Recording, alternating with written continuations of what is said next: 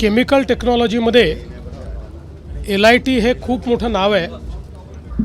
8 दशकांपेक्षा जास्त या ठिकाणी LITचं कार्य चाललेलं आहे। जगातले अनेक बेस्ट केमिकल इंजिनियर्स हे LITतनं पासआउट झाले, मात्र इन्फ्रास्ट्रक्चर डेफिसिटमुळे आणि वेगवेगळ्या कारणांमुळे थोडा दर्जा खाली जात होता आणि म्हणूनच आम्ही हा निर्णय केला की LITला स्वायत्तता दिली पाहिजे।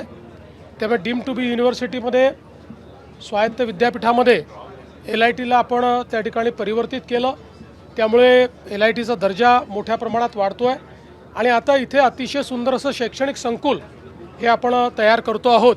यामुळे एक आंतरराष्ट्रीय विद्यापीठासारखं LITचं एक कॅम्पस या ठिकाणी तयार होईल आणि निश्चितपणे पुढच्या काळामध्ये जसं मागच्या 8 दशकात best of the chemical engineers हे जगभरात LITने दिले, तसंच आपल्या देशाला आणि जगाला उत्तम इंजिनियर देण्याचं काम LITच्या माध्यमातून होईल।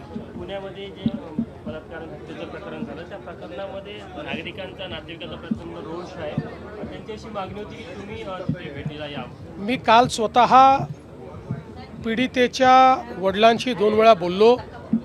मी त्यांना हे समजावून सांगितलं की आपल्याला नराधमाला मृत्यूदंडाची शिक्षा करून घ्यायची आहे। त्याकरता वेळेत चार्जशीट दाखल होणं आणि केस चालणं याकरता आम्ही माननीय हायकोर्टाच्या माध्यमातून सगळ्या गोष्टीला फास्ट ट्रॅकवर नेतो आहोत। रेकॉर्ड वेळेत काम करण्याचा आमचा या संदर्भातला प्रयत्न आहे। लोकशाहीमध्ये आपल्याला सगळ्यांनाच असं वाटतं की अशा नराधमाला भर चौकामध्ये फाशी दिली पाहिजे, पण ती लोकशाहीत करता येत नाही।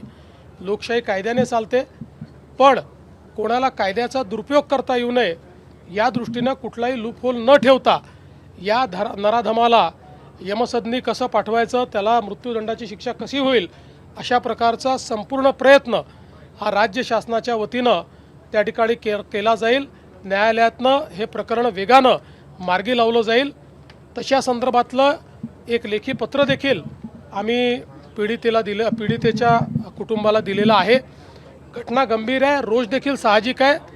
नागरिकांचा रोष असणं काही हे चुकीचं नाही आहे।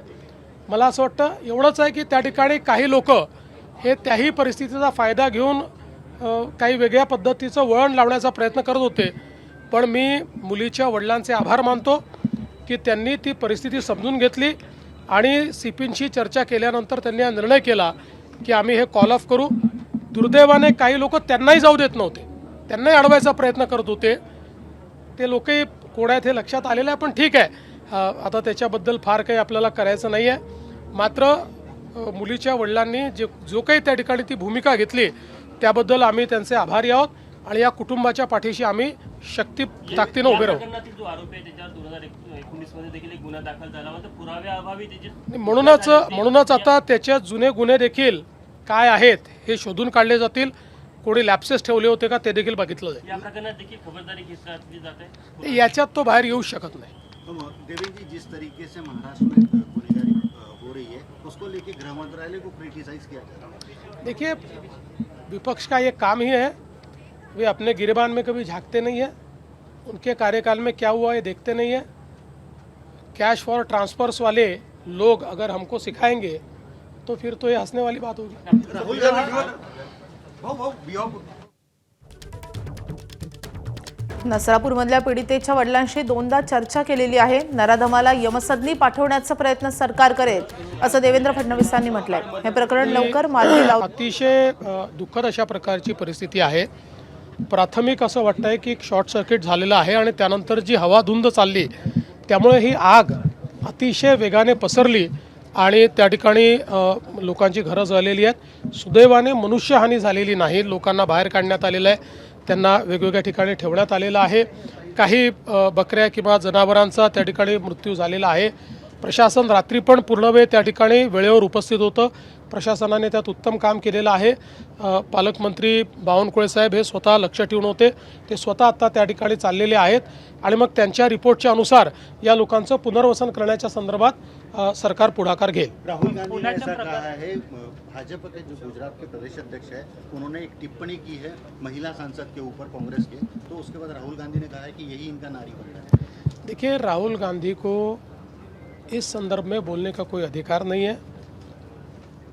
ये ऐसी पार्टी है जिसने देश के इतिहास में पहली बार भारत की महिलाओं को लोकसभा और विधानसभा में प्रतिनिधित्व मिल रहा था, उसको संख्या बल के भरोसे परास्त करने का काम राहुल गांधी ने किया है। देश के सुधारों के इतिहासों में सबसे प्रतिगामी अगर कोई निर्णय है तो राहुल गांधी का ये निर्णय है।